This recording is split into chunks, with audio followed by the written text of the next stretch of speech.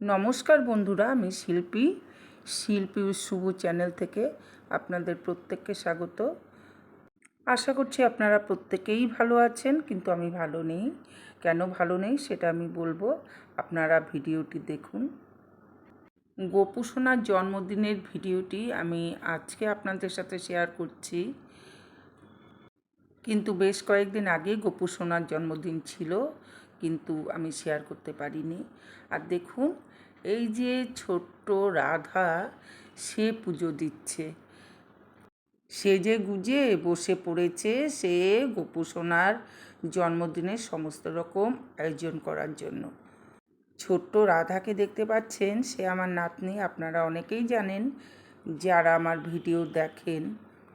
গোপু সোনার জন্মদিনের আয়োজন চলছিল আমার মেয়ের বাড়ি বেশ কয়েকদিন আগে থেকেই। কি করবে না করবে সমস্ত কিছু আয়োজন করছিল, কিন্তু জন্মদিনের আগের দিন হঠাৎ করেই একটি দুর্ঘটনা ঘটে গেছে। মেয়ের বাড়ির ড্রয়িং রুমে মেঝেতে অল্প একটু জল পড়েছিল, আর সেখানেই আমার মেয়ে পা দিয়েছে। পা পিছলে পড়ে হাঁটুতে প্রচণ্ডভাবে চোট পেয়েছে।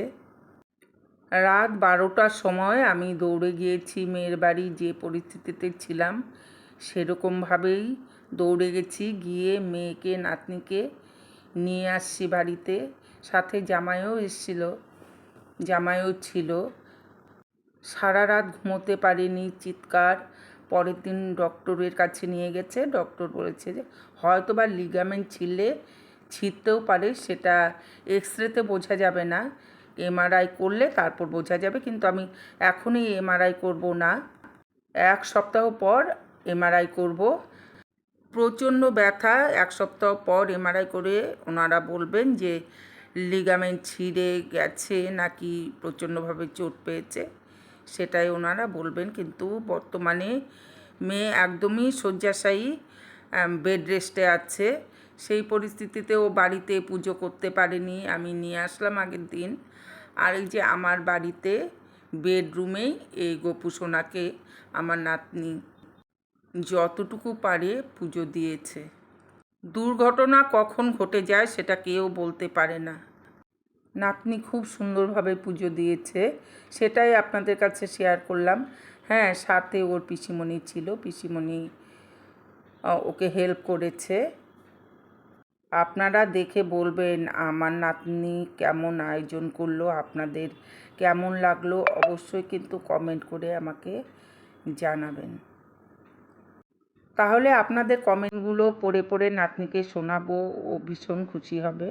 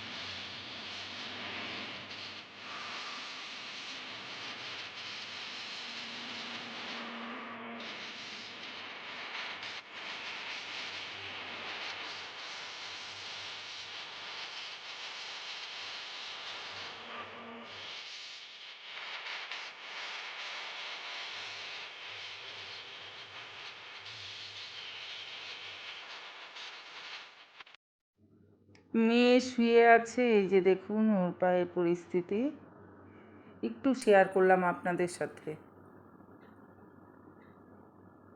মেয়ে খুব কান্নাকাটি করেছে, যে অনেক দিনের আশা ছিল আমি গোপু সোনার বার্থডে সুন্দরভাবে করব। আর গোপুসোনাকে আমি গিফট করেছিলাম মাস 6 আগে আমার নাতনিকে। এই পরিস্থিতিতে আমি কারো ভিডিও দেখতে পাচ্ছি না, কেউ খারাপ ভাববেন না। যখন পরিস্থিতি ঠিক হবে আমি সবার ভিডিও দেখব। মেয়ে পুরোপুরি সুস্থ না হওয়া পর্যন্ত আমি হয়তোবা ভিডিও দিতে পারবো না। আমার পাশে থাকবেন, ভুলে যাবেন না। দেখা হবে পরবর্তী অন্য কোনো ভিডিওতে। আজকে আমি এখানেই শেষ করছি। ভালো থাকবেন।